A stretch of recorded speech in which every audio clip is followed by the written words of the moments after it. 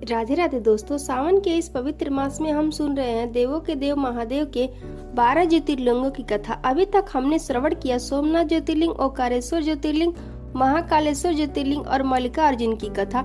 आज हम श्रवण करेंगे एक अत्यंत विशेष 4 धामों में से स्थित दिव्य ज्योतिर्लिंग की पौराणिक कथा, और ये है केदारनाथ की कथा। समुद्र तल से लगभग 3584 मीटर की ऊंचाई पर मंदाकिनी नदी के किनारे पर स्थित है। केदारनाथ ज्योतिर्लिंग सिर्फ उत्तराखंड में ही भगवान शिव के लगभग 200 शिवलिंग है। उन सभी में सबसे प्रमुख केदारनाथ महादेव है। क्या है इस ज्योतिर्लिंग की कथा, चलिए सुनते हैं। प्राचीन काल की बात है, एक भयंकर दैत्य था। उसने भगवान शिव की आराधना करके उन्हें प्रसन्न कर लिया था। जब शिव जी ने उसे दर्शन दिया और वरदान मांगने के लिए कहा तो उसने महादेव से अमृत का वरदान मांगा। महादेव ने कहा कि यह वरदान देना तो उनके सामर्थ्य में ही नहीं है, वो कुछ और मांग ले। तो उस दैत्य ने ऐसे सहस्त्र कवच मांगे जिसे कोई भी भेद ना सके।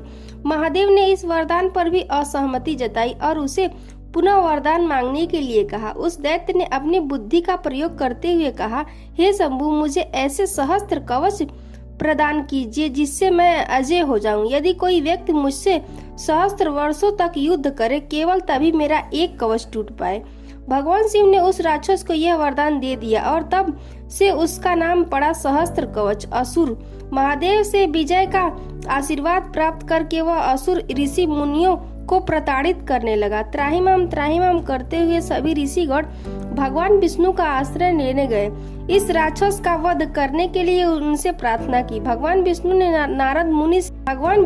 नारद मुनि से किसी ऐसे स्थान के बारे में पूछा जहाँ एक दिन तपस्या करके सहस्त्र वर्षों की तपस्या का फल प्राप्त किया जा सके। इस प्रश्न के उत्तर में नारद मुनि ने बद्रीनाथ नामक स्थान के बारे में भगवान विष्णु को बताया, जहाँ यह संभव था। दूसरी ओर दक्ष प्रजापति का विवाह देवी प्रसूति से हुआ था। उन्हें 16 कन्याएं संतान के रूप में प्राप्त हुई। इनमें से 13वीं कन्या का नाम मूर्ति था, जिसका विवाह धर्म से हुआ। माता मूर्ति के गर्भ से नर नारायण ऋषि का जन्म हुआ, जो कि भगवान विष्णु के ही अवतार थे। बड़े होने पर नर नारायण ऋषि बद्रिका आश्रम में तपस्या करने चले गए, जिसके बारे में नारद मुनि ने उन्हें बताया था।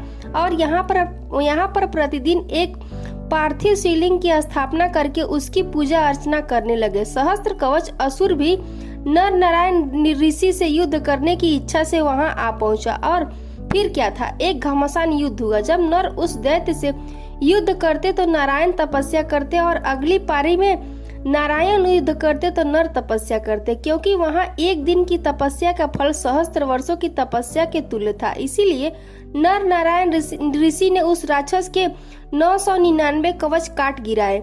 जब असुर ने देखा कि उसके पास अब केवल एक ही कवच शेष रह गया है, तो वो सूर्य के अंदर समा गया।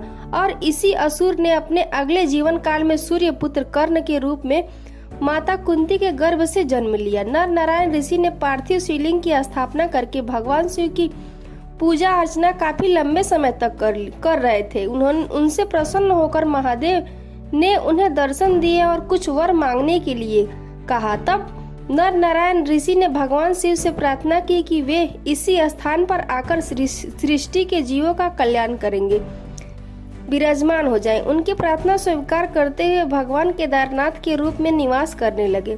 इसी ज्योतिर्लिंग के विषय में एक और कथा आती है। ये बात है द्वापर युग की, जब पांडव और कौरवों के बीच में कुरुक्षेत्र का युद्ध हुआ था। पांडव युद्ध में विजयी तो हो चुके थे, लेकिन उनके हाथों से अपने ही स्वजनों का वध हुआ था। महाराज युधिष्ठिर के राज्याभिषेक के पश्चात उनके राज्य के ब्राह्मणों ने उन्हें सुझाव दिया कि उन्हें काशी में जाकर भगवान शिव का आश्रय लेना चाहिए और अपने द्वारा हुई जीव हत्या के लिए प्रायश्चित करना चाहिए। उनकी बात को मानते हुए पांडव काशी की ओर निकल पड़े। वे काशी की ओर निकल पड़े। जब वे काशी पहुंचे तो उन्हें पता चला कि महादेव वहां नहीं है, बल्कि बद्रिका आश्रम में है। भगवान शिव की शरण प्राप्त करने के लिए वे हिमालय में स्थित बद्रिका आश्रम की ओर प्रस्थान कर गए। वहां पहुंचकर वे भगवान शिव को ढूंढ रहे थे, लेकिन शिव जी उनके समक्ष नहीं आना चाह रहे थे, इसीलिए वे अदृश्य हो गए। कुछ समय बाद पांडव केदार पर्वत की कंदराओं में देखा कि महिषों का एक झुंड उस स्थान से गुजर रहा था, जिसमें एक महिष विशालकाय आकृति का था। महाराज युधिष्ठिर उसे देखकर तुरंत समझ गए कि ये भगवान शिव ही है।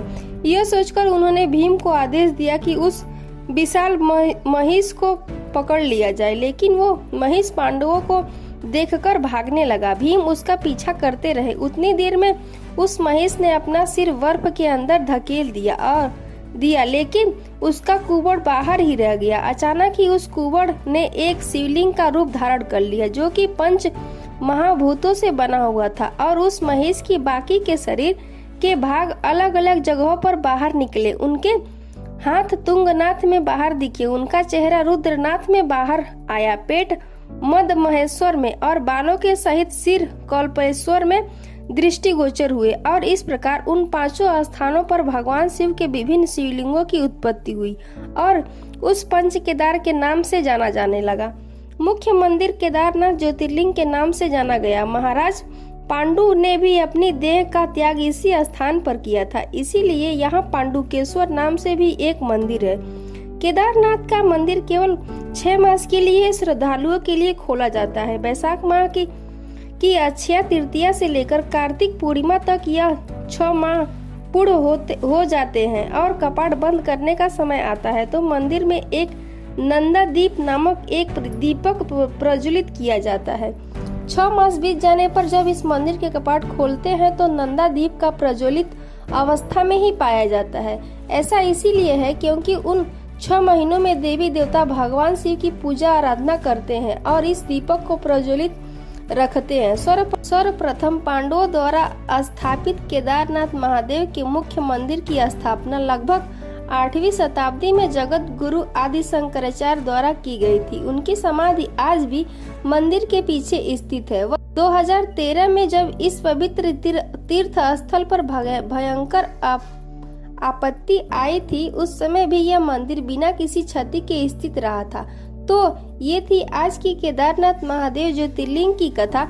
अगर आपको ये कथा अच्छी लगी है तो इस पवित्र श्रावण मास में इसे अपने मित्रों और परिवार को भी शेयर कर दीजिए, जिससे भगवान शिव की कथा सुनने का पुण्य फल उन्हें भी प्राप्त हो जाए।